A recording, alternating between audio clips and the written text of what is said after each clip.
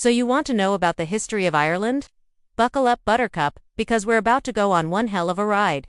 We're going way back, like pre-Christian times, to when Ireland was occupied by the Celts. They were a group of people who loved to party, fight and make lots of beautiful art. The Romans tried to invade Ireland in 43 AD, but they turned back after seeing how much the Celts enjoyed throwing their chariots at each other. Like, if those guys can't be stopped, we don't stand a chance. For centuries, Ireland was known as the Emerald Isle, not because it was covered in leprechauns and four-leaf clovers, but because its lush green landscape looked like an emerald to outsiders. In the 6th century, St. Patrick came to Ireland to spread Christianity. And if you've heard any Irish folk songs, you'll know that he banished all the snakes from the country while he was here. Okay, maybe that part isn't true. But he did build monasteries and schools and is considered the patron saint of Ireland. During the 8th and 9th centuries, Ireland was raided by the Vikings, who were so impressed by the amount of partying and fighting going on that they decided to settle down and form their own kingdom in Dublin. To defend against the Vikings, the Irish built a lot of monasteries, like seriously, a lot.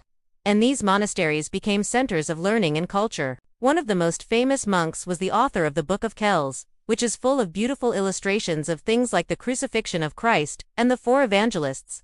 It took monks 100 years to complete this thing, so you know they were pretty dedicated.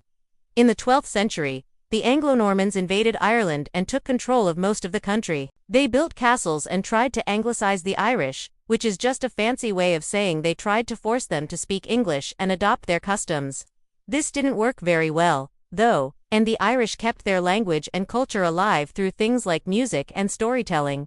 In the 16th century, Ireland became part of the British Empire, and things got really bad for the Irish. King Henry VIII dissolved the monasteries and confiscated all their land. Then the Irish were forced to convert to Protestantism, and if they didn't, they were killed or sent to one of the infamous workhouses where they were basically just worked to death. The only bright spot during this time was the arrival of potatoes, which the Irish quickly made their staple food. They were so obsessed with potatoes that they even started a secret society called the Order of the Starry Plough to promote potato-based foods and clothing. In the 19th century, Ireland experienced the Great Famine, which was basically when a potato disease swept through the country and led to mass starvation. Over 1 million people died and many more emigrated to places like the United States, Canada, and Australia. The famine had a huge impact on Irish culture and history and is still remembered with lots of sad songs and angry poems. After the famine, things gradually got better for the Irish. In the early 20th century, they got their independence from Britain, and in 1949, the Irish Free State became the Republic of Ireland. Since then, Ireland has become a modern, prosperous country with a strong economy and a thriving tech industry. But don't worry, they haven't forgotten their roots. Ireland is still known for its beautiful landscapes, its rich culture, and its friendly people. Oh, and don't forget about St. Patrick's Day, which is celebrated every March with parades and parties all over the world.